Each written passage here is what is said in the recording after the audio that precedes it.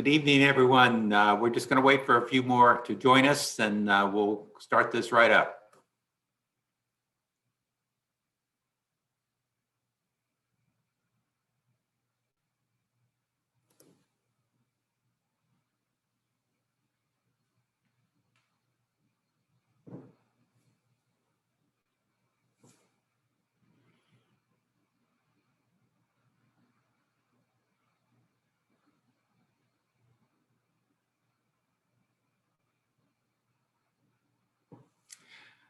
Okay, so thanks a lot for joining us on this chilly Wednesday night. It's great to have everyone back on the hilltop. We're so pleased to have our students who are living here, our commuter students, all of those who have joined us for this second semester. It's a semester that I believe is filled with a lot of promise. As we settle back in, I'm sure you have a lot of questions about how the semester will go. I'll share a few thoughts to begin with, and then we'll get right to your questions. We've already got a few questions, but as always, you're welcome to submit some more of them on the Q&A function on Zoom. Before we go any further, though, I wanted to wish a sincere congratulations to our Social Justice Award winners that were announced last night at the MLK dinner. Two students, Janois Linyahan and then Chelsea Vega won the award, and then also two staff members, Mary Lou McCambly, who works in our admission office, and Coach Joe Adam, who is our head football coach. So congratulations to you, well deserved, and it's an honor. You honor all of us by your dedication to service and to the community. So let's get right to it and share a few things about our testing and testing results. I just want to share these because it'll serve as the backdrop to what else I'm going to say and some of the questions I want to respond to. So far, well, I will say as of yesterday, we had 2,111 tests during move-in, and of those, 16 students were positive. We had a record number of tests today, by the way. We tested 448 students today. All were negative, just to give you that quick update. At this point, we have begun retesting, and today was the first day of this, every student on campus, and we hope to finish that up by next Tuesday. It is likely in this retesting time that we'll see a few more positives. That's the way it works. Of course, we're prepared to have cases when we return to campus, especially with the transmission so high, not only nationally, but in our region. But let's be clear, we have to be very careful to keep these cases from spreading further. As of yesterday, we had 48 students in quarantine on campus and another 20 at home. 9 students are in isolation on campus and 6 are isolating at home. There were 15 active cases as of last night. What this means that we've done a really good job of catching and containing the cases as they arrive. That's been our plan all along. We did it very well last semester, and we will hopefully continue to do it very well this semester. But now new cases are largely so at this point, any new cases will largely reflect bad choices. So please keep this in mind, especially when no one is looking. As I said many times last semester, your time on the hilltop is in your hands. I won't belabor this, but let's be clear that spreading COVID could lead to a decision that is outside of our control. We certainly don't want a cluster outbreak that would mean that we can't contain and that we would have to make some pretty dramatic decisions. No one wants that. We don't want to leave campus before the semester ends. And in fact, we want to be able to move forward with loosening restrictions as we go forward.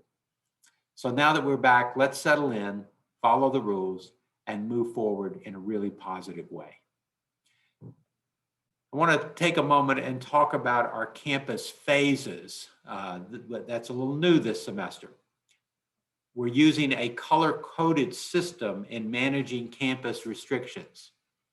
This approach will allow us to have incremental change based on COVID cases, containment, and capacity. Those are three very important words. Each phase color is associated with where we will be in gathering size and other aspects of socialization, including dining, visitation, travel, and more. Our phase status ranges from red, which is the most restrictive, to orange, then yellow, then blue, and then green as the most normal phase that we can get while still being in the pandemic. We will make announcements when the phases change, and we'll update the status of both on our COVID-19 webpage and on our new Canvas COVID page.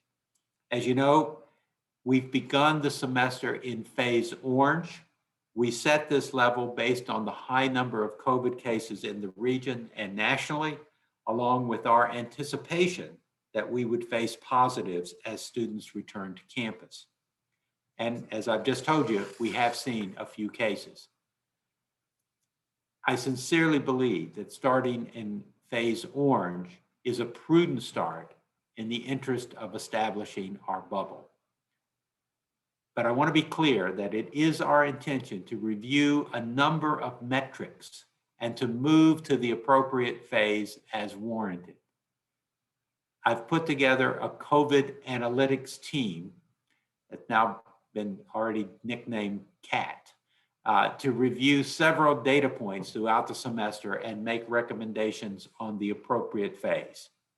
The COVID team includes the Director of Health Services, Mara Marshall, Assistant Dean of Students and Dean of Residential Life, Sue Weintraub, Associate Dean of the College, Christine Gustafson, Director of Campus Safety and Security, Rob Brown, Associate Athletic Director, Neil Duval, Assistant Director of Human Resources, Erica Raich, Associate Director of Physical Plant, Dennis LaFond, and our Chief Communications and Marketing Officer, Paul Pronovost. This team will review trends in positivity rates, quarantine and isolation space, supply chain access to testing kits, COVID clusters, and yes, even student behavior when making their recommendations to me.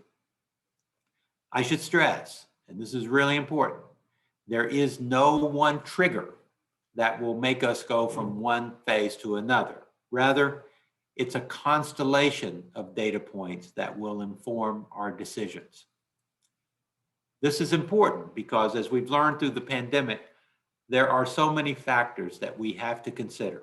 And frankly, I don't want to be saying to you 2 weeks of no cases and we can look at changes. That's what I did last semester. And we learned that that probably wasn't a good approach. It's a kind of an all or nothing approach. So this semester, we will follow the number and the phases will give us the flexibility to make appropriate changes. So I think we have a better system. We recognize that we did a lot of things right last fall, but some things we could do better, and this is one of those things. And so we're making the changes. And I've said this before, and one of the most challenging aspects of the pandemic has been balancing the health and safety of our community with the clear need for co-curricular activities and other socialization opportunities. That is really difficult. It's threading the needle, but we are committed to it. In addition to the phases, there will be expanded hours in common areas like the Gene Center and the use of other indoor spaces for socially distanced groups. Again, we understand the importance of spending time with your friends, and we know that this will be particularly challenging in the winter. Be sure to take advantage of the Anselmian Anchors Wellness Program, along with the many activities that you will hear about through CAB and other campus groups and clubs. Without question, we heard you and we're doing everything possible to maximize the student experience. We know it's really important not only to keep you engaged, allow you to see some of your friends, but also it's just important for your mental health. And we know that. So we are making some changes. At the same time, I'll repeat what I just said a few minutes ago. How this semester goes is in your hands. We simply must remember that COVID, as much as we want it to go away, has not gone away. And in fact, the new variants are perhaps more contagious than ever. And we cannot simply go back and to the way things were until we are out of the woods. So I know it's tiring. I know I'm tired. We're all tired of it, but a little longer and we will make it. So let's continue to make the right data-driven decisions to protect our community. So before we take some questions, let me share some thoughts here. Even though we begin the semester with caution in phase orange, guided by health experts who believe we are reaching a peak of the COVID cases, we're filled with hope and with optimism for the next 4 months, with many lessons learned about how best to manage campus life during the pandemic and knowing that the vaccine is on the horizon. And that horizon is closer than you think. Our nursing students are already getting the vaccine. We also have been told that Saint Anselm will be a point of distribution, which means that we'll be able to provide the vaccine for all students, faculty, and staff. A timeline for this has not yet been set by the state of New Hampshire, but we are in contact with state officials and will let you know as soon as we receive more information about this. But it's fair to say that we're heading in the right direction as the semester proceeds. In the meantime, let's be mindful of keeping the community care covenant. And of course, we are Anselmians, and I have every confidence we'll be successful in balancing the health of our community with a rewarding student experience. We can thread the needle. And so with that, let's take a few questions. But let me just mention or remind you that I have to scoot out about 7:45 tonight because I'm going outside to be part of the Martin Luther King celebration this evening. So, but let's start with some questions. Here's some that came in ahead of time. So when will Davidson Hall be open for dining inside? So if you were in Davidson today, you know that today we have allowed some indoor dining options. So that's a big change. We decided to make that change, and I hope that's an example of how we're trying to make incremental changes as we move forward cautiously, but with looking at all the data. How do we move switch phases? Is it every 2 weeks or different? So the COVID analytics team is meeting twice a week at this point. They're looking at data all the time. And so their recommendations to me could be anytime they meet. So it's not every 2 weeks, it's whenever they see the data changing and they feel like that we need to make a move, either to relax some restrictions or if things are beginning to get pretty terrible, even to tighten them up. So it's not every 2 weeks, it's whenever they look at all of the metrics and make a decision to make a recommendation to me. So, hi, my question is regarding the 2020 banner in Davidson. Why is it still there? The 2020s had their diplomas and their graduation. Why is it in the senior spot? The class of 2021 worked just as hard and lost arguably more. We deserve that spot. I have spoken with several seniors and we believe it's time the 2020 banner is taken down or moved and memorialized somewhere else. Thank you. So a few things about this. First, unfortunately, we have not yet formally concluded the class of 2020 graduation and are working with class representatives to find a way to get them back to campus at some point for a celebration. Second, and I hope more importantly, we have in fact relocated the 2020 banner out of the senior spot and placed it out of the queue of the 4 classes. It is our intention to give that class their due, the class of 2021. They deserve it. But at the same time, we recognize that the class of 2020 also is still out there, and we want to make sure that we honor them as well. And so we moved the 2021 banner to the senior spot, and you'll see that in May.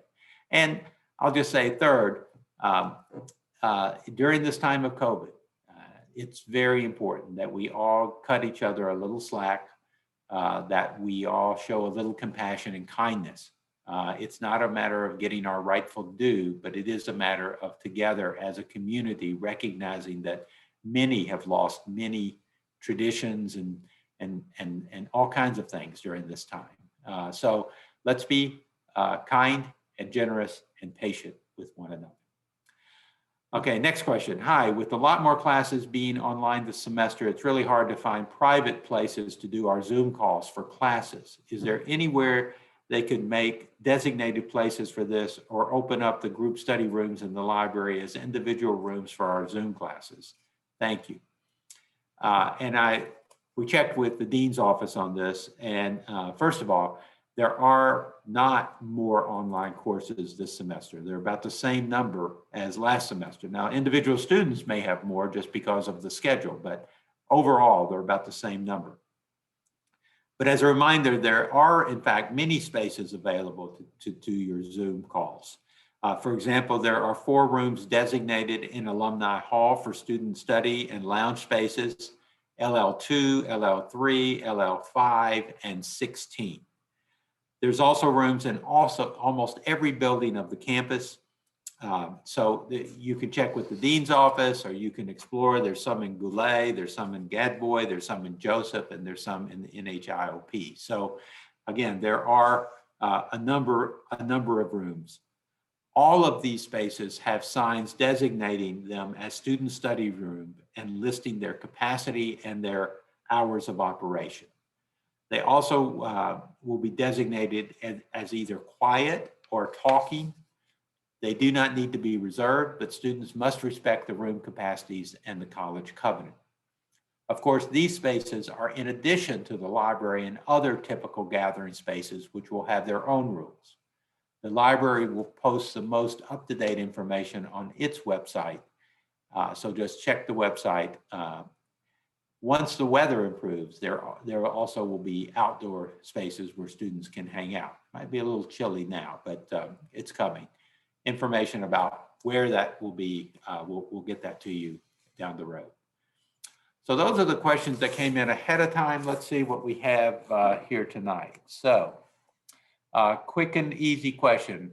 How are hundreds of kids not socially distanced and cramped in the Sullivan Arena waiting for tests less of a risk than having intervisitation? Well, first of all, in Sullivan Arena, we had our health folks there and they made sure people were socially distanced, had on masks, and we're keeping a close eye on everything. So I just wanted to respond to that.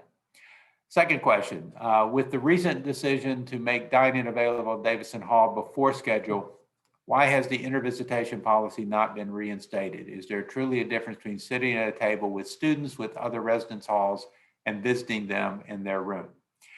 Yes, there actually is a difference, and the data shows that. So, and that's why we are making intervisitation part of the phases. So again, if we get to the point that we can relax some of the restrictions based on the data that we're seeing, including the data in the region, which is pretty high right now, we are going to take it slow. Here's a question. Why is the school so worried about data outside of this bubble that keeps getting talked about? It seems unfathomable that the school essentially wants students to sit in their rooms in their free time and stay away from their friends. And in the same breath, the school wonders why students are concerned about their mental health. I know this is really tough, and I don't pretend to say that this is easy. It's not, and it takes some creativity. And you can see your friends, but it's important that people stay socially distanced. It's just that you can't go to their rooms if they're living in another res hall. So again, be creative, but it is important to take care of your mental health. If you need to take a break and go visit with your friends outside or go to share a common space, socially distanced, somewhere in the library or whatever, be creative, but don't do anything against the covenant because, again, we're trying to move forward and keep everyone on campus. There have been many task forces that have been created. However, they all seem to be in-house. Is there a way to create a task force that is independent of the school to give insight about the changes the school makes? Well, I can tell you that any decision that we make we talk about with some of our medical partners. We have a partner with Catholic Medical Center. We talk a lot about it with our state Department of Health and Human Services. So all of the metrics that we're looking at have been vetted with them. And so it's not like we're making things up and trying to make our own decisions without any consultation. We're actually looking outside to make sure that we're following best practices. So that's something that we take pretty seriously. Curious what the role of student government has been during this time. Thank you. So in a number of the plans that we made about this semester, there was student representation. We heard the feedback from the student government that they wanted more student representation on many of these committees, like the Bubble Committee and others. Many of the strategies that we're taking regarding Anselmian anchors and care for those in isolation and quarantine were were developed actually by some of the student feedback from last semester. So I would say that there's been a lot more student representation on the planning for this semester than there was in the fall. Why is the school so concerned about friends getting together when you have assigned the liability of the school regarding COVID anyway? And that's one of those questions that gets at this balancing act between trying to keep the community safe and also trying to do as much as we can to allow a good student experience.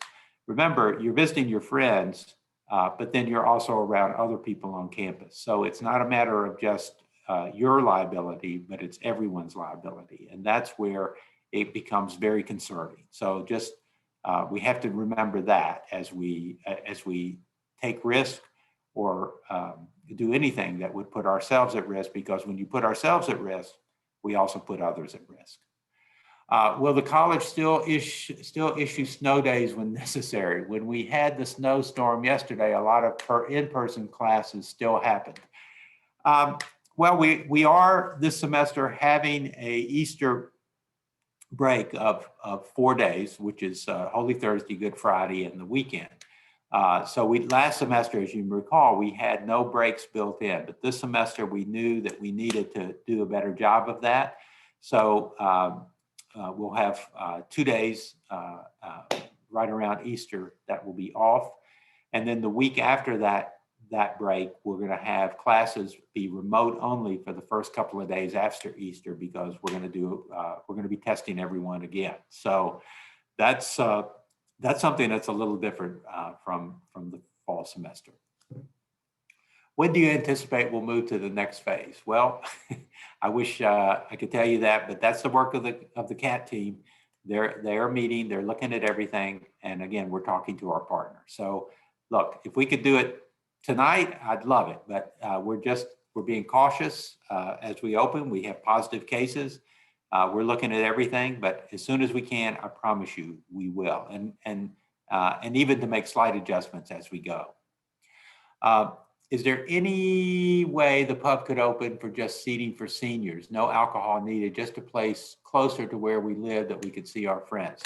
Well, opening the pub is in some of the blue phase and the green phase. So if we get that far down the road, we have a plan to open the pub again with smaller number of folks, because we have to socially distance. But again, I hope that that's a motivation to help us get to the blue and the green phase, so that we can do a few things, open up a few things such as the pub. I'm sorry for all the harsh remarks you keep receiving from some of us students. Many of us really appreciate the steps you're taking to keep us safe on campus. I don't take them as harsh remarks. I know it's hard for everyone. Everyone just wants Saint Anselm to be such a great place. And part of that greatness is being able to visit with friends, learning from your friends and learning from your peers, and having some time to socialize. And I understand that. And that's what makes it hard. So don't think of it as harsh. In fact, I prefer you to be honest, but just know that we're in this together. We are a community, and I'm here if you have other questions, or the team. We want to try to be as responsive as we can be, but just know that we're gonna thread that needle. We're going to keep trying to keep people safe and try to open up as much as we can, as fast as we can, but not do it in a reckless way. Okay. So I think that's it for the questions. So why don't we just say that I want you to stay safe and have a good night. And of course, I always look forward to seeing you on campus, socially distanced. It's so odd that I haven't been able to get out a whole lot yet, but I promise I'll be out and around. So I hope to see you, and we'll see you later. Good night.